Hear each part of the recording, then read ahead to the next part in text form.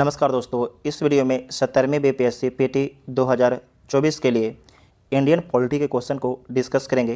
ये आपके video number 2 है। इससे पहले इंडियन पॉलिटी का वीडियो नंबर 1 अपलोड हो चुका है। जो नहीं देखे जाके देख लीजिएगा, प्लेलिस्ट में वीडियो आपको मिल जाएगा। इस सीरीज को बीपीएससी एग्ज़ाम तक कंटिन्यू रखा जाएगा। इस सीरीज के तहत आपके polity, history, current, Bihar special सारे वीडियो अपलोड किए जा रहे हैं, तो आप लोग प्लेलिस्ट जरूर चेक कीजिए। तो आइए देखते हैं पहला क्वेश्चन। भारत में ब्लॉक स्तर पर बनी पंचायत समिति केवल क्या है? तो केवल आपके प्रशासनिक प्राधिकारी है, तो डे इसका आंसर हो जाएगा। 14 अगस्त 2007 को संसद द्वारा भारतीय संविधान में संशोधन के उपरांत अब अनुसूचित जाति की सूची में जातियों की संख्या कितनी है? तो 1206 है। कितनी है? 1206 है। साथ ही आपको याद रखना है कि वर्तमान में 1208 है। 1208। निम्न में से कौन संयुक्त राष्ट्र की सुरक्षा परिषद का अस्थायी सदस्य नहीं है?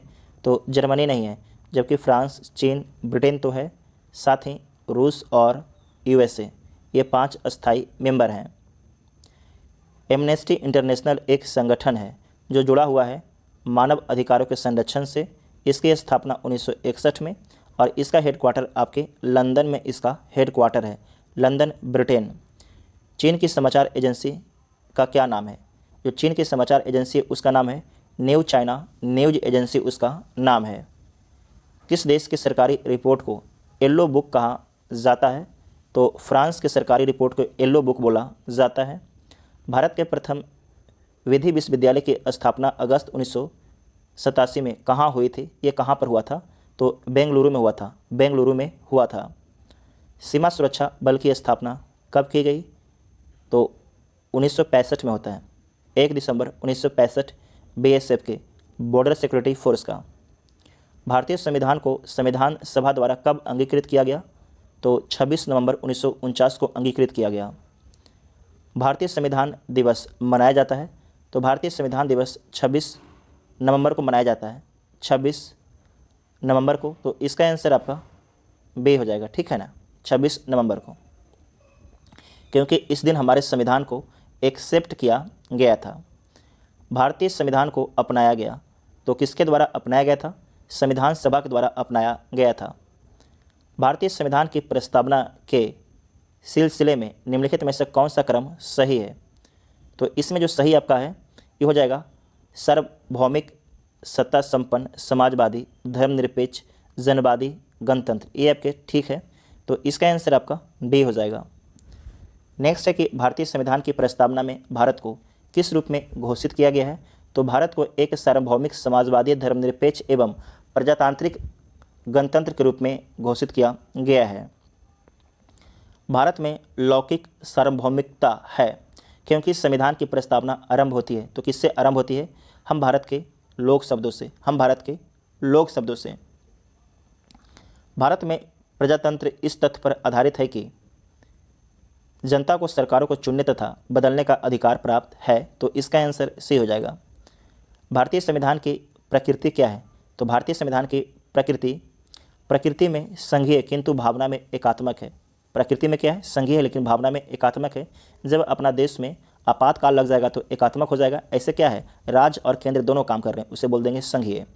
भारतीय संविधान की 10वीं अनुसूची का संबंध है, तो 10वीं अनुसूची का संबंध है दल बदल से है। आपको याद होगा 52वें संविधान संशोधन अधिनियम 1985 के द्वारा इसे 10वीं अनुसूची में जोड़ा गया था। राजीव गांधी इस समय देश के प्रधानमंत्री थे। भूमि सुधार खाली स्थान के विषय के अंतर्गत है, तो किसके अंतर्गत है? तो राष्ट्र सूची के अंतर्गत आता है भूमि सुधार। भारतीय नागरिकता नहीं प्राप्त की जा सकती है, तो किसके आधार पर प्राप्त नहीं की जा सकती है?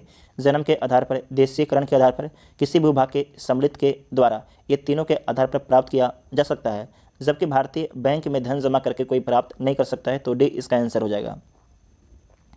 नागरिकता संशोधन कानून कब पारित किया गया था?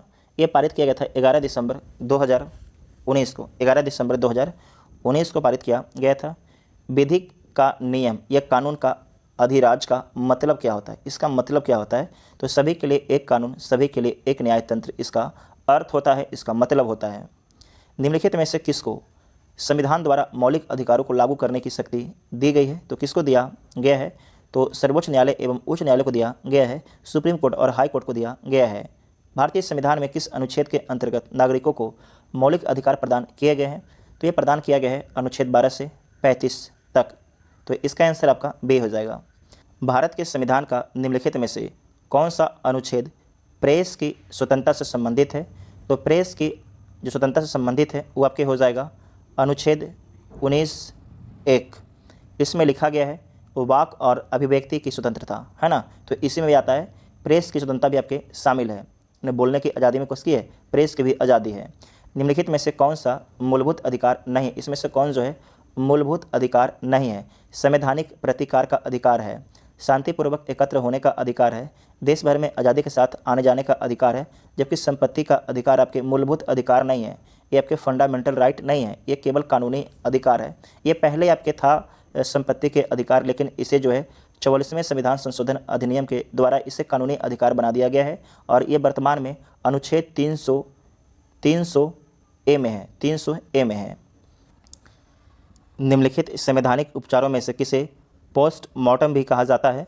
तो अधिकार परीक्षा और उत्प्रेषण दोनों को बोला जाता है, लेकिन जो बीपीएससी है इसे उत्प्रेषण माना है। बीपीएससी क्या माना है? इसे अंतिम आंसर की में उत्प्रेषण माना है। तो आप लोग ई के साथ भी जा सकते हैं और आपके सी के साथ भी जा सकते हैं। अगर आप बीपीएससी दीजिएगा तो आप सी के साथ ही जाइएगा, है ना, सी के साथ ही जाइएगा, क्योंकि बीपीएससी इसे सी ही माना है, उत्प्रेषण ही माना है पोस्टमार्टम की, ठीक है। नेक्स्ट है कि एक कल्याणकारी राज्य का आदर्श वर्णित है। तो किस में वर्णित है? तो राज्य के नीति निर्देशक तत्व में आपके वर्णित है, डीपीएसपी में वर्णित है। भारत में निम्नलिखित में से किसके अंतर्गत पंचायती राज प्रणाली की व्यवस्था की गई है? तो यह किया गया है राज्य के नीति निर्देशक सिद्धांत के तहत। तो इसका आंसर सी हो जाएगा। राज्य के नीति निर्देशक सिद्धांत किस प्रकार के मौलिक अधिकार से भिन्न है? ये किस प्रकार से जो है जो आपके फंडामेंटल राइट है उससे भिन्न है, उससे अलग है। तो नीति निर्देशक सिद्धांत परिवर्तनीय नहीं है, जबकि मौलिक अधिकार परिवर्तनीय है। हम समझाते हैं, सिंपल समझिएगा। परिवर्तनीय का मतलब है कि अगर सरकार जो है नीति निर्देशक सिद्धांत को लागू नहीं करती है तो आप कोर्ट में नहीं जा सकते हैं, या कोर्ट को नहीं बोल सकते हैं कि सरकार ने मेरा डीपीएसपी को लागू नहीं किया। जबकि सरकार अगर मौलिक अधिकार को लागू नहीं करती है या मौलिक अधिकार का उल्लंघन करती है तो आप सीधे कोर्ट में जाइएगा और कोर्ट को बोलिएगा, तो कोर्ट आपके पक्ष में फैसला देगा, जबकि नीति निर्देशक सिद्धांत में ऐसा नहीं है, ठीक है ना। चलिए, मौलिक कर्तव्यों को निर्धारित किया गया है। जो मौलिक कर्तव्य है, मौलिक कर्तव्य को निर्धारित किया गया है, तो निर्धारित किया गया है 42वें संविधान संशोधन अधिनियम 1976 के द्वारा। वर्तमान में कुल कितने मौलिक कर्तव्य हैं? तो कुल 11 मौलिक कर्तव्य हैं, इसे याद रखिएगा। स्वर्णश्री समिति की सिफारिश पर इसे जोड़ा गया है और 51(a) में है, 51(a) में है, इसे नोट कर लीजिएगा, वेरी वेरी इंपॉर्टेंट है। 42वें संविधान संशोधन के 10 आचार आदेशों को किस नाम से जाना जाता है? तो इसे मौलिक कर्तव्य के नाम से जाना जाता है। इससे 42वां संविधान संशोधन अधिनियम 1976 के द्वारा संविधान के अनुच्छेद 51(a) में जोड़ा गया था। उस समय 10 आपके मौलिक कर्तव्य थे, वर्तमान में 11 मौलिक कर्तव्य हैं। तो जो 11वां मौलिक कर्तव्य है 86वां संविधान संशोधन अधिनियम 2002 के द्वारा जोड़ा गया है। तो इसका आंसर बी हो जाएगा, इसे नोट कर लीजिएगा। और किस समिति की सिफारिश पर? तो स्वर्णश्री समिति की सिफारिश पर। निम्नलिखित में से भारत में मौलिक कर्तव्य कौन सा है? इसमें से कौन आपके मौलिक कर्तव्य है? तो हमारी मिलीजुली संस्कृति की समृद्ध विरासत को संरक्षित करना, ये क्या है? मौलिक कर्तव्य है। तो इसका आंसर आपका बी हो जाएगा। नेक्स्ट है कि राष्ट्रपति, जो आपके राष्ट्रपति हैं संसद का हिस्सा होते हैं, क्योंकि राष्ट्रपति का निर्माण लोकसभा, राज्यसभा और प्रेसिडेंट, ये तीनों के मिलने से ये आपके संसद का निर्माण होता है। तो इसका आंसर आपका बी हो जाएगा। भारत में राष्ट्रपति का चुनाव किया जाता है, भारत में राष्ट्रपति का चुनाव किया जाता है प्रत्यक्ष निर्वाचन द्वारा, ये गलत है। एकल हस्तांतरणीय मत प्रणाली के द्वारा, ये बात ठीक है। अनुपातिक मत प्रणाली के द्वारा, ये भी बात ठीक है। खुला बैलेट पेपर प्रणाली के द्वारा। तो इसमें देखिएगा बी और सी दोनों हो जाएगा। तो इसी में ऑप्शन कोई भी नहीं दिया गया है, तो इसे बी और सी कर लीजिएगा आप लोग, है ना। अगर भारत के राष्ट्रपति के चुनाव में कोई विवाद है तो उस विवाद को सौंपा जा सकता है, तो भारत के सर्वोच्च न्यायालय को सौंपा जा सकता है। भारत के राष्ट्रपति को उसके पद से हटाया जा सकता है, तो उसके पद से जो है संसद के द्वारा हटाया जा सकता है महाभियोग के द्वारा। और जो महाभियोग है अनुच्छेद 61 के तहत लगाया जाता है राष्ट्रपति पर। केंद्र सरकार में उच्चतम नागरिक सेवा अधिकारी कौन है? तो केंद्र सरकार में जो उच्चतम नागरिक सेवा अधिकारी है वो आपके हो जाएगा मंत्रिमंडल सचिव, मंत्रिमंडल सचिव हो जाएगा, है ना। नेक्स्ट है कि भारतीय संविधान में केंद्रीय सरकार की अधिशासित शक्तियों को किसमें निहित किया गया है? तो ये निहित किया गया है भारत के राष्ट्रपति में निहित किया गया है। सारे काम भारत के राष्ट्रपति के नाम से ही होता है। प्रायः किसकी सलाह पर राज्य में राष्ट्रपति शासन लागू किया जाता है? तो आपको याद रखना है किसके सलाह पर, तो इसमें ध्यान रखिएगा आपके गवर्नर के सलाह पर, है ना, राज्यपाल के सलाह पर, गवर्नर के सलाह पर। तो इसका आंसर आपका सी हो जाएगा। और किस अनुच्छेद के तहत? अनुच्छेद 356 के तहत लगाया जाता है। भारतीय संविधान भारत के राष्ट्रपति को अधिकार नहीं देता है, तो कौन सा अधिकार नहीं देता है? प्रधानमंत्री की नियुक्ति का अधिकार देता है, राज्य के मुख्यमंत्री की नियुक्ति का अधिकार राज्यपाल को है, रक्षा बलों का सर्वोच्च कमांडर होने का ये देता है, देश के किसी भाग में आपातकालीन स्थिति लागू करने का अधिकार। तो इसका आंसर क्या हो जाएगा? बी हो जाएगा। क्या हो जाएगा? इसका आंसर आपका बी हो जाएगा। ठीक है ना। चलिए, भारत के राष्ट्रपति को यह अधिकार नहीं प्राप्त है कि वह क्षमादान कर सकता है, सर्वोच्च न्यायालय के न्यायाधीश को हटाए। ये बात ठीक है, इसको हटा नहीं सकता है। जो सर्वोच्च न्यायालय के न्यायाधीश हैं इन पर भी महाभियोग चलता है। आपातकालीन की घोषणा कर सकता है, अध्यादेश जारी कर सकता है अनुच्छेद 123 के तहत, है ना। तो इसमें इसका आंसर बी हो जाएगा। इसका आंसर भी हो जाएगा कि सर्वोच्च न्यायालय के न्यायाधीश को हटा नहीं सकता है राष्ट्रपति, संसद हटाता है। स्वतंत्र भारत के प्रथम राष्ट्रपति कौन थे? अच्छा, स्वतंत्र भारत के प्रथम राष्ट्रपति थे, ये कहाँ के थे? तो बिहार से थे। उनका नाम क्या है? तो उनका नाम है राजेंद्र प्रसाद। क्या नाम है? राजेंद्र प्रसाद है ना।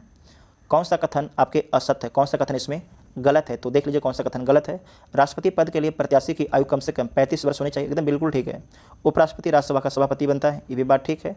उपराष्ट्रपति का चुनाव भारत का राष्ट्रपति करता है, ऐसा कुछ भी नहीं है। लोकसभा और राज्यसभा करते हैं। भारत के प्रथम राष्ट्रपति राजेंद्र प्रसाद हैं, ये बात आपका ठीक है। तो सी आपकी गलत हो जाएगा, सी इसका आंसर हो जाएगा। राज्यसभा का सभापति कौन होता है? तो अभी आपको बता चुके हैं कि उपराष्ट्रपति कौन होते हैं। उपराष्ट्रपति, इनका चुनाव ही होता है राज्यसभा की अध्यक्षता करने के लिए। इनको वेतन भत्ता भी मिलता है, राज्यसभा की अध्यक्षता करने के लिए वेतन भत्ता दिया जाता है। भारत का प्रधानमंत्री मुख्य है।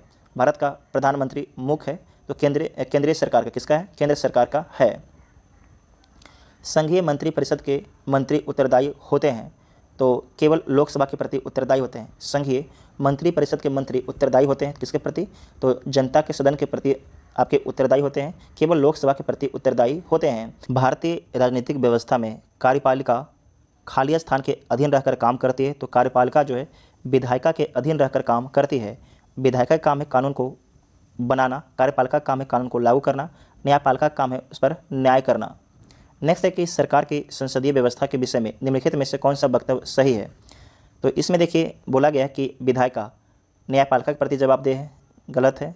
विधायिका कार्यपालिका के प्रति जवाबदेह है, तो इसमें देखिए जो भी ऑप्शन दिया गया है सारे के सारे क्या है? गलत है। तो इसका आंसर आपका ये हो जाएगा। इसमें याद रखिएगा कि कार्यपालिका जो है विधायिका के प्रति जवाबदेह है, ना कि विधायिका कार्यपालिका के प्रति जवाबदेह। फिर से बोलते हैं, कार्यपालिका किसके प्रति जवाबदेह है? तो विधायिका के प्रति जवाबदेह है, इसे नोट कर लीजिएगा। तो इसका आंसर ई हो जाएगा। इसका आंसर ई हो जाएगा। भारत का प्रधानमंत्री किसके प्रति जवाबदेह है? तो भारत का जो प्रधानमंत्री हैं वो आपके लोकसभा के प्रति जवाबदेह हैं। संविधान में मंत्रिमंडल शब्द का एक ही बार प्रयोग हुआ है और हुआ है, तो कहाँ पर किया गया है? तो अनुच्छेद 352 में किया गया है। राष्ट्रीय आपातकाल से इसका संबंध है। भारत सरकार को कानूनी विषयों पर कौन परामर्श देता है? तो अटॉर्नी जनरल देता है, अटॉर्नी जनरल। इसका उल्लेख अनुच्छेद 76 में है। अनुच्छेद 76 में इसका उल्लेख किया गया है। भारत का महान्यायवादी किसके द्वारा नियुक्त किया जाता है? तो भारत के राष्ट्रपति के द्वारा नियुक्त किया जाता है। भारतीय संविधान के अनुच्छेद 14 में लिखा हुआ है, कानून के समक्ष समानता किस देश के संविधान से लिया गया है? तो ये लिया गया है ब्रिटेन के संविधान से। ब्रिटेन के संविधान से लिया गया है। कानूनी विषयों पर राज्य सरकार को कौन परामर्श देता है? तो कानूनी विषयों पर राज्य सरकार को एडवोकेट जनरल सलाह देता है। एडवोकेट जनरल आपकी सलाह देता है। तो इसका आंसर आपका बी हो जाएगा। इसका उल्लेख कहाँ पर है? तो अनुच्छेद 165 में किया गया है।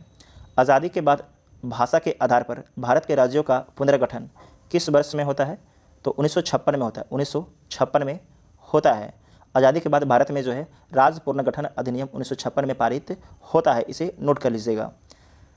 लोकसभा का नेता कौन है? तो लोकसभा का नेता आपके प्रधानमंत्री होते हैं। प्रधानमंत्री लोकसभा का नेता होते हैं। लोकसभा के लिए चुनाव में निर्वाचित होने के लिए किसी व्यक्ति के लिए न्यूनतम आयु सीमा कितना है? तो न्यूनतम आयु सीमा आपके 25 वर्ष है। कितना है? 25 वर्ष है। तो इसका आंसर आपका सी हो जाएगा। लोकसभा का सदस्य चुने जाने के लिए, लोकसभा का सदस्य चुने जाने के लिए एक व्यक्ति को किस आयु से कम का नहीं होना चाहिए? तो 25 वर्ष से कम का नहीं होना चाहिए। कोई भी आदमी प्रधानमंत्री 25 वर्ष की आयु में बन सकता है। संसद सदस्य बनने हेतु न्यूनतम उम्र क्या है? न्यूनतम उम्र क्या है? तो न्यूनतम उम्र आपके 25 वर्ष है संसद का सदस्य बनने के लिए। लोकसभा चुनाव का कोई प्रत्याशी अपनी जमानत खो देता है यदि उसे प्राप्त ना हो सके तो कितना वोट प्राप्त ना हो सके? तो इसमें ध्यान रखना है कि उसे 1/6 वोट अगर ना मिलता हो तो उसका जमानत क्या जब्त हो जाएगा, है ना। तो इसका आंसर हो जाएगा उपरोक्त में से कोई नहीं, है ना। वैध मत में कितना में से? वैध। अगर मान लीजिए 100 मत पड़ता है और 100 में से 10 को खराब है तो 90 को सही वोट है, तो 90 में से 1/6 वोट जिस भी प्रत्याशी को नहीं आएगा उसे क्या बोलेंगे कि आपका जमानत जब्त हो गया है, जो भी पैसा आप जमा किए थे वो आपको नहीं मिलेगा अब। लोकसभा में राज्यवार सीटों का आवंटन सन 1971 की जनगणना पर आधारित है। यह निर्धारण किस वर्ष तक यथावत रहेगा? तो ये 2026 तक आपके यथावत रहेगा, 2026 तक, ठीक है ना। इसे नोट कर लीजिएगा, इंपॉर्टेंट है। प्रत्येक राज्य में लोकसभा की सीटों का निर्धारण परिसीमन आयोग द्वारा किया जाता है। इस परिसीमन को किस वर्ष तक रोक दिया गया है? तो 2026 तक के लिए रोक दिया गया है। ये पूछा है 2022 में और ये पूछा था 2005 में। नेक्स्ट है कि वर्तमान लोकसभा में प्रत्येक राज्य के लिए स्थानों का आवंटन आधारित है। तो किस जनगणना के? तो 1971 के जनगणना के आधार पर, है ना। निम्नलिखित भारतीय राज्यों में से किसकी राज्य विधानसभा में सदस्यों की संख्या अधिक है? तो किसकी संख्या आपके इसमें अधिक है? तो यहाँ पर समझिएगा जो हिमाचल प्रदेश है इसकी संख्या आपकी अधिक है विधानसभा में, तो इसका आंसर आपका बी हो जाएगा, ठीक है ना। यहाँ पर याद रखिएगा कि जो आपकी विधानसभा है, विधानसभा में न्यूनतम आपके 60 सीट हो सकते हैं। कितने? 60 सीट। और मैक्सिमम आपके 500 सीट हो सकता है, मैक्सिमम 500 सीट।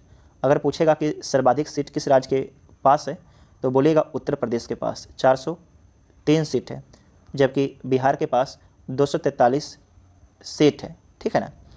यहाँ पर ध्यान रखना है कि जो हिमाचल प्रदेश है इसके पास कितना सीट है? तो हिमाचल प्रदेश के पास जो है 68 सीट है। कितना है? 68 सीट है। जबकि आपके अरुणाचल प्रदेश, मणिपुर और जो मेघालय है ये तीनों के पास आपके 60 सीट है। कितना है? 60 सीट है। जबकि एक सिक्किम के याद रखिएगा, सिक्किम के पास आपके 32 सीट है। सिक्किम के पास आपके 32 सीट है। लोकसभा में आंग्ल भारतीय समुदाय को सदस्य मनोनीत करने की शक्ति किसके पास है? लोकसभा में आंग्ल भारतीय समुदाय को सदस्य मनोनीत करने की शक्ति किसके पास है? तो आपके भारत के राष्ट्रपति के पास में था, लेकिन जो लोकसभा वाला जो आंग्ल भारतीय समुदाय है इन्हें अब समाप्त कर दिया गया है, इसे याद रख लीजिएगा, है ना। तो ऐसे तो इसका आंसर आपका बी होगा, लेकिन इसे क्या कर दिया गया? इसे अब समाप्त कर दिया गया है, याद रखिएगा। भारतीय संविधान के किस अनुच्छेद के अंतर्गत लोकसभा में अनुसूचित जातियों के आरक्षण का प्रावधान किया गया है? तो किस अनुच्छेद के तहत किया गया है? अनुच्छेद 330 के तहत में किया गया है।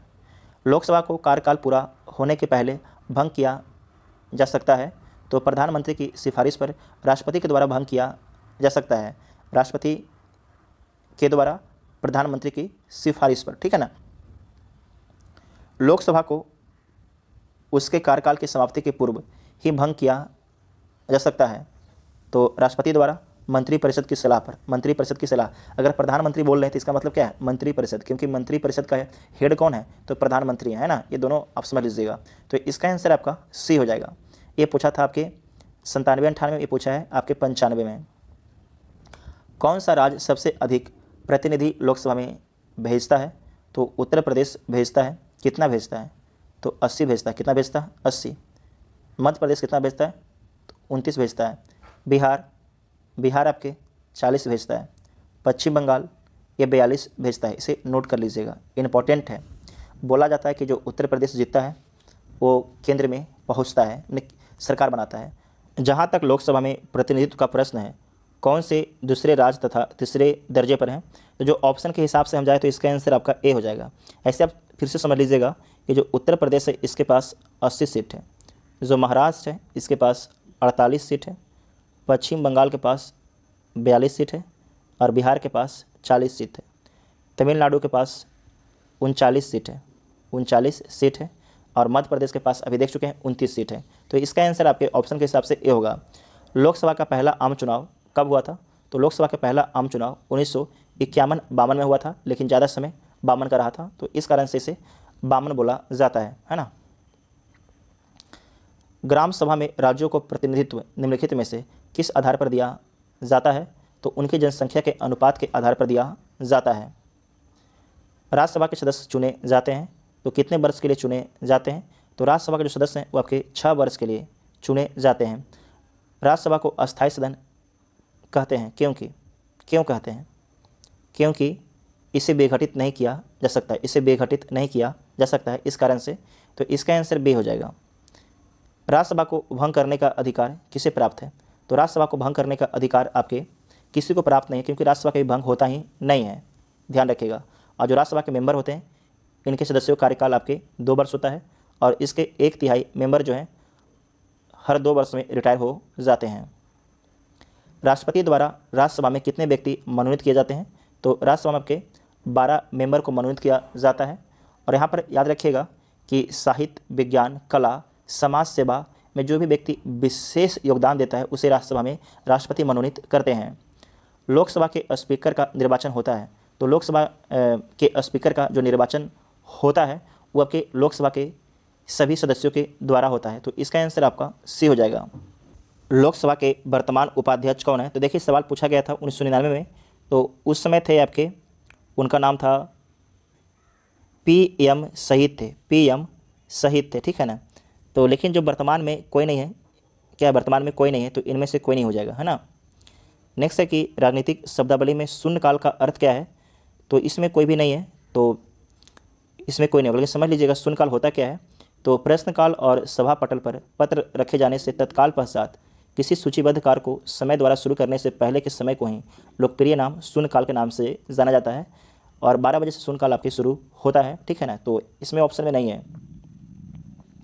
भारतीय प्रशासन में विभाजन प्रणाली किससे संबंधित है?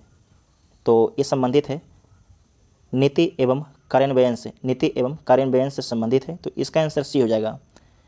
नेक्स्ट है कि निम्नलिखित में से कौन सी संसदीय समिति कार्यपालिका को नियम विनियमन बनाने के लिए प्रत्यायोजित शक्ति से संबंधित है? तो इसमें ध्यान रखिए जो संबंधित है ये आपके अधीनस्थ विधान पर समिति है, तो भी इसका आंसर हो जाएगा।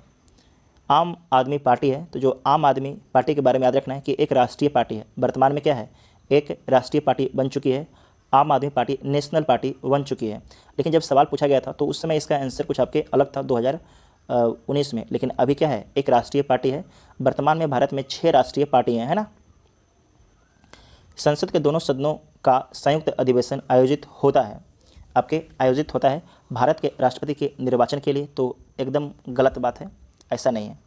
भारत के उपराष्ट्रपति के लिए निर्वाचन के लिए ये भी गलत है। संविधान में संशोधन से संबंधित विधेयक को पारित करने के लिए, तो ये भी गलत है। एक ऐसे विधेयक पर विचार करने और उसे पारित करने के लिए जिस पर दोनों सदनों में मतभेद हो, ये बात आपका ठीक है, तो 4 वाला ठीक है, तो इसका आंसर भी आपके केवल 4 हो जाएगा, डी हो जाएगा, ठीक है ना। नेक्स्ट है कि भारतीय राजनीतिक व्यवस्था में इनमें से कौन सर्वोच्च है? इसमें सबसे सर्वोच्च कौन है? तो सबसे सर्वोच्च हमारे देश में कौन है? संविधान है। ना तो कोई नेता है, ना तो कोई सुप्रीम कोर्ट है, कौन है? आपके संविधान है, क्योंकि सारे को सुप्रीम कोर्ट भी चलेगा संविधान के हिसाब से। इस कारण से इनमें से किस प्रकरण में सर्वोच्च न्यायालय ने संविधान का मूलभूत ढांचा सिद्धांत प्रतिपादित किया है? इनमें से किस प्रकरण में सर्वोच्च न्यायालय ने संविधान का मूलभूत ढांचा सिद्धांत प्रतिपादित किया था? किस केस में? तो उस केस का नाम था केशवानंद भारती केस, और ये केस कब हुआ था? 1973 में इसका फाइनल डिसीजन आया था, याद रखिएगा। Basic structure. राष्ट्रपति क्रमशः कितने सदस्य लोकसभा या राज्यसभा के लिए नामांकित कर सकते हैं? तो देखिए यहाँ पर याद रखिएगा कि लोकसभा के लिए अब तो खत्म हो चुका है, जबकि राज्यसभा के लिए आपके 12 मनोनीत कर सकते हैं, तो इसका आंसर कोई नहीं हो जाएगा, क्योंकि आज जो है ये खत्म हो चुका है। लेकिन जो पहले के हिसाब से इसका आंसर आपका बी हो जाएगा, ठीक है ना। नेक्स्ट है किस संविधान संशोधन से दिल्ली को राष्ट्रीय राजधानी क्षेत्र नाम दिया गया है? तो ये दिया गया है 69वां संविधान संशोधन 1991 के द्वारा, इसे याद रखिएगा। अनुच्छेद 239 में उल्लेख किया गया है। 29 अगस्त 1947 को संविधान की लेखन समिति गठित की गई, जिसके अध्यक्ष BR अम्बेडकर वे अन्य 6 सदस्य थे। इनमें से कौन इस समिति के सदस्य नए थे, उनका नाम क्या है? तो इसमें देखिएगा N. गोपाल स्वामी अयंगार थे, जवाहरलाल नेहरू नहीं थे, है ना, कन्हैया लाल मणिक लाल मुंशी थे, अल्लादी कृष्ण स्वामी अय्यर भी आपके थे। तो इसका आंसर आपका बी हो जाएगा, इसका आंसर बी हो जाएगा। भारतीय संविधान की किस सूची में शपथ या शपथ पत्र के प्रारूप दिए गए हैं? तो सबसे पहले आप वेतन का बात कीजिएगा। किसका बात कीजिएगा? वेतन का बात कीजिएगा। हाँ, पहला राज था, उसके बाद आप वेतन का बात कीजिएगा और उसका क्या लीजिएगा, उसके बाद आप शपथ लीजिएगा। तो इसका आंसर क्या हो जाएगा? इसका आंसर आपका बी हो जाएगा, तीसरी अनुसूची। क्या हो जाएगा? तीसरी अनुसूची हो जाएगा, इसे बी कर लीजिएगा। आपको 12 अनुसूची याद होगा, पूरा हमें आशा है। भारतीय संविधान का कौन सा अनुच्छेद सर्वोच्च न्यायालय के मूल अधिकार क्षेत्र को परिभाषित करता है? तो कौन आपके परिभाषित करता है? तो अनुच्छेद 131 करता है, अनुच्छेद 131 करता है। संसद के 17 अवसान के समय अध्यादेश जारी करने की शक्ति किसमें निहित होता है? तो राष्ट्रपति में, अनुच्छेद 123 नोट कर लीजिएगा। बिहार को काटकर एक पृथक वनांचल राज्य का बनाया जाना संभव है? तो ये जो बनाया जाना आपके संभव है, तो राज्य विधानसभा में कानून पारित करके ऐसा संभव नहीं है, तो इसमें कोई नहीं हो जाएगा। इसका आंसर आपका डी हो जाएगा, इसका आंसर डी हो जाएगा। राज्य का निर्माण करने का अधिकार अनुच्छेद 3 के अनुसार संघीय संसद का है। किसका है? संघीय संसद का है। इस संसद कर सकती है, ना कि राज कर सकती है ना। तो इसका आंसर ई हो जाएगा, ठीक है। और यहाँ पर देखिए एक क्वेश्चन छूट गया है 93 वाला, 193 में। वो क्या था? वो क्वेश्चन था कि दिल्ली है, तो दिल्ली क्या है? दिल्ली वर्तमान में एक केंद्र शासित प्रदेश है। दिल्ली क्या है? तो दिल्ली वर्तमान में एक केंद्र शासित प्रदेश है। संविधान समीक्षा आयोग, जिसे फरवरी 2000 में गठित किया गया, के अध्यक्ष कौन थे? इसके अध्यक्ष का नाम क्या था? तो एम.एन. वेंकटचलैया नाम था। तो इसका आंसर ए हो जाएगा। और जो अपना अंतिम रिपोर्ट है 31 मार्च 2002 को दिया था, 31 मार्च 2002 को। भारत के सर्वोच्च न्यायालय की स्थापना हुई थी, तो भारत के संविधान के द्वारा किया गया था, भारत के संविधान के द्वारा अनुच्छेद 124 के तहत, और 1950 में हुआ था, ठीक है। नेक्स्ट है कि भारत के सर्वोच्च न्यायालय में न्यायाधीशों की स्वीकृत क्षमता क्या है? तो वर्तमान में जो स्वीकृत क्षमता है 33+1 है, 33+1 है। 33 आपके न्यायाधीश हैं और एक आपके मुख्य न्यायाधीश हैं, ठीक है ना। तो इससे आप लोग नोट कर लीजिएगा।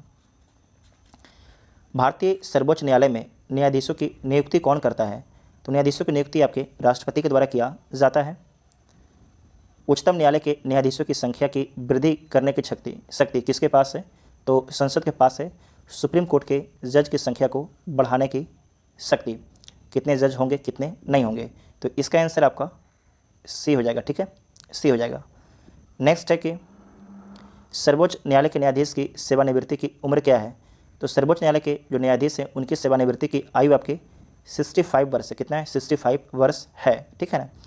तो इसमें 100 सवाल को डिस्कस किया गया है। अगर वीडियो आपको पसंद आता है तो चैनल को सब्सक्राइब ज़रूर कीजिएगा और बेल आइकन भी ऑन कर लीजिएगा, क्योंकि अपना ये बीपीएससी का सीरीज चल रहा है।